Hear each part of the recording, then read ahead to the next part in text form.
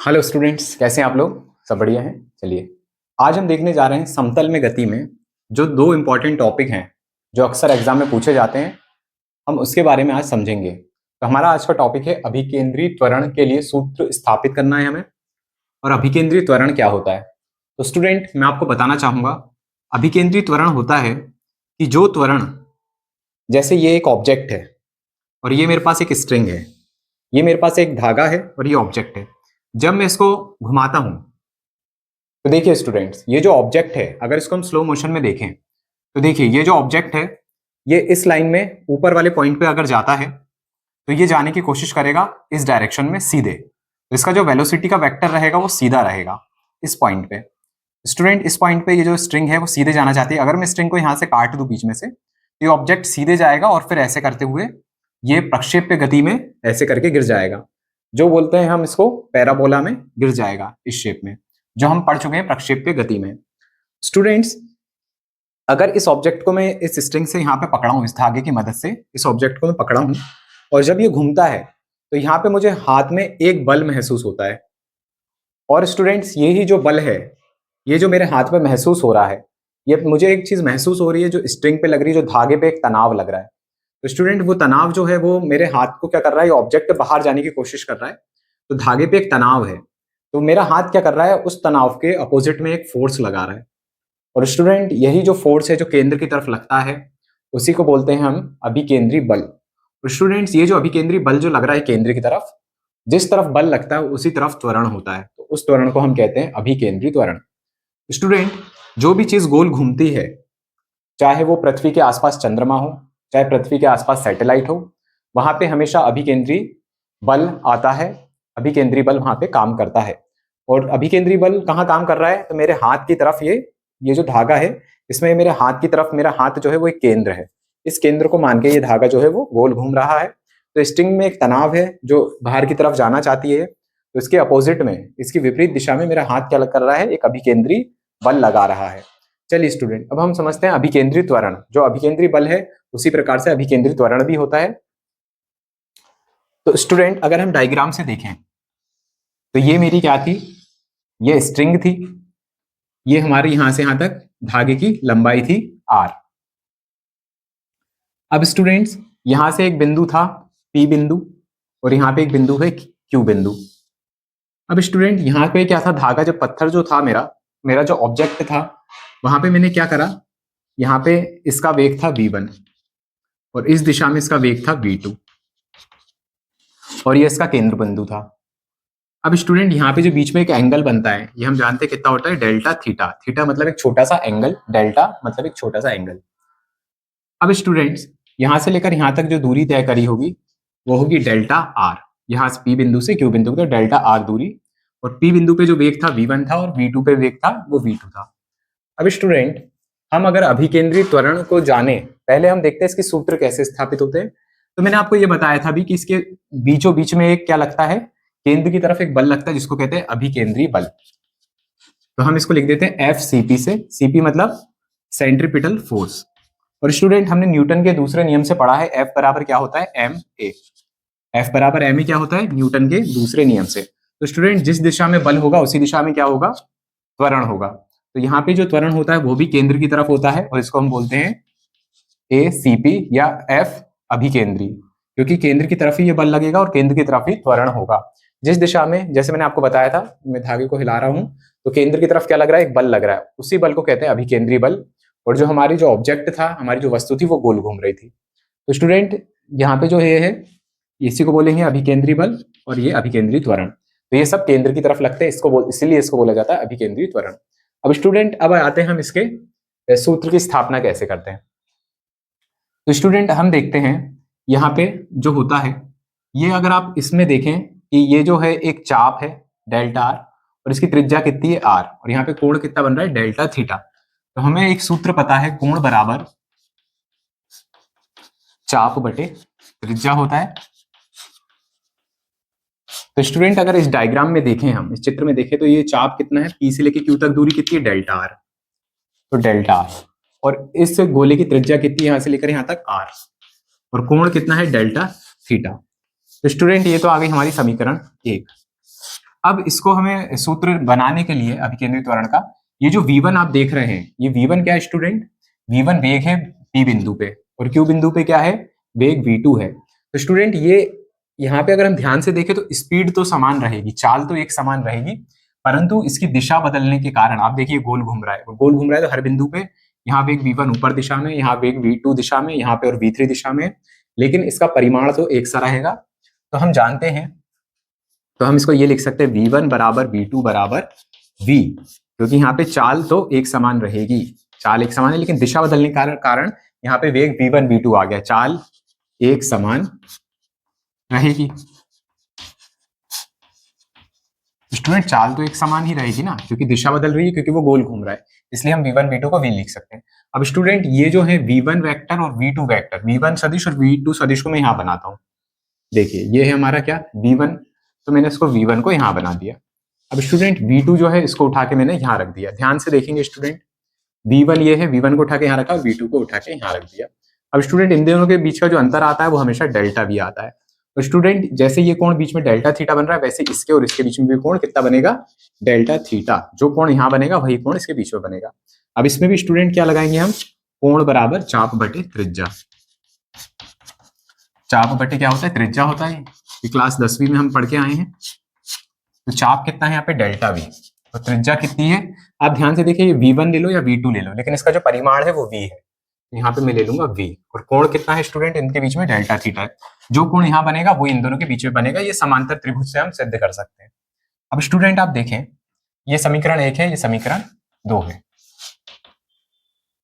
अब स्टूडेंट हमें क्या करना है? हमें इसको भी समीकरण, इसको भी हमको समय से भाग देना है और इसे भी समय से भाग देना है। देखिए समीकरण 1 और 2 को समय से, डेल्टा टी एक छोटा सा समय, कुछ समय व्यतीत होगा, डेल्टा टी से भाग देने पर स्टूडेंट हम क्या निकाल रहे हैं? हम निकाल रहे हैं अभिकेंद्रित त्वरण के लिए सूत्र की स्थापना। तो देखिए यहाँ पे डेल्टा थीटा अपॉन, इसको भी डेल्टा टी से भाग दे दिया, इसको और इसको भी दे दिया, तो delta R upon delta T, और नीचे क्या है? आर है, तो 1/r। अब स्टूडेंट यहाँ पे आप देखिए delta theta upon delta T क्या होता है? ये होता है कोणीय वेग, क्योंकि ये होता है कोणीय विस्थापन बटे समय क्या होता है? कोणीय वेग। तो इसको हम लिख सकते हैं ओमेगा या डेल्टा ओमेगा, क्योंकि छोटा सा यहाँ पे लिया है हमने विस्थापन, कोणीय विस्थापन। कोणीय विस्थापन बटे समय होता है कोणीय वेग, तो ये आ गया कोणीय वेग। और delta R upon delta T student ये क्या है? ये हमारा विस्थापन बटे समय, तो ये क्या होगा? वेग होगा। तो आ गया वेग, और नीचे क्या है? आर है, तो बटे में आर। स्टूडेंट ये देखिए, ये तो हमारा आ गई समीकरण, इसको दे देते हैं 3 नाम। अब स्टूडेंट वैसे ही हम यहाँ पे आते हैं, इसको भी समय से भाग देंगे, तो delta theta upon delta T बराबर delta V upon delta T, और ये क्या है? 1/v। अब student delta theta upon delta T तो हमें पता है क्या होता है?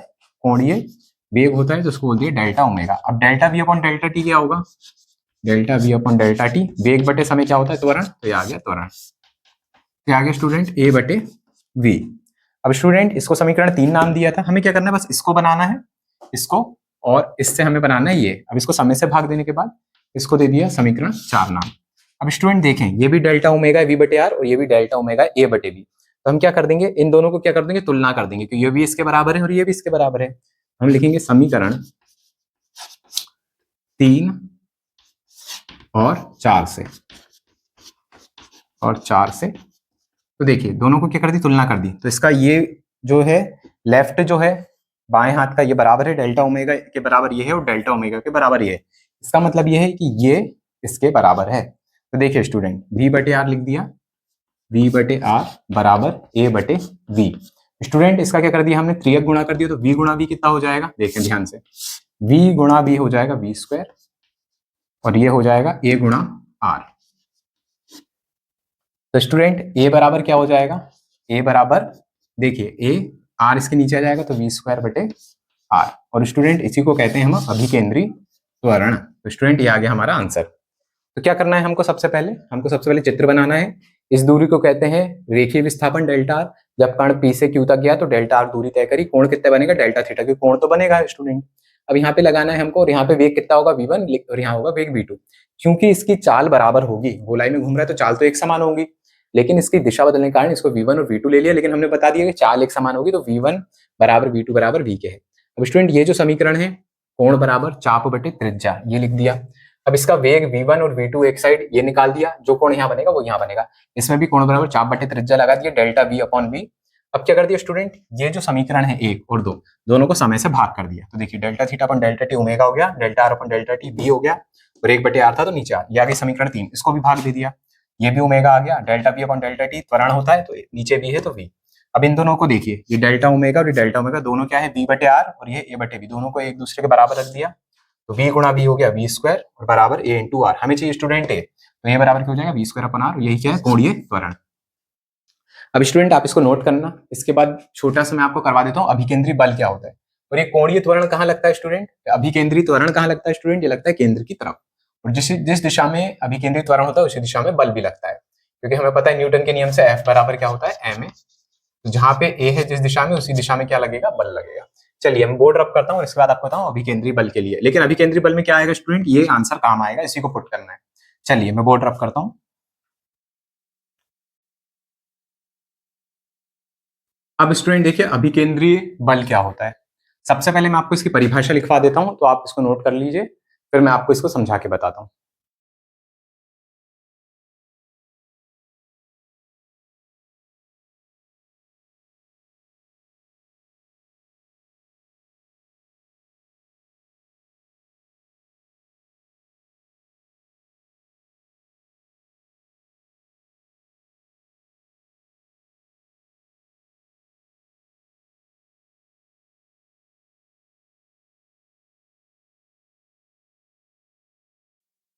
अब देखिए स्टूडेंट, ये परिभाषा इसकी, कण को वृत्तीय मार्ग में गति बनाए रखने के लिए वृत्त के केंद्र की ओर एक बल आवश्यक होता है, इसे अभिकेंद्रीय बल कहते हैं यदि कण का द्रव्यमान m है तो स्टूडेंट यहाँ पे हमने मान लिया एक कण है m, छोटा सा कण है जो p बिंदु पे q बिंदु तक जाता है, तो इसको वृत्तीय मार्ग में बनाए रखने के लिए एक बल जो होता है वो केंद्र की तरफ लगता है, उसी को बोलते हैं अभिकेंद्रीय बल। तो स्टूडेंट जैसे मैंने क्या करा, एक धागे से मैंने किसी वस्तु को घुमाया, किसी कण को घुमाया, तो उसमें क्या लग रहा है, अभिकेंद्रीय बल लग रहा है। जो भी चीज वस्तु घूम रही है उसमें सब में क्या लगेगा, अभिकेंद्रीय बल लगेगा।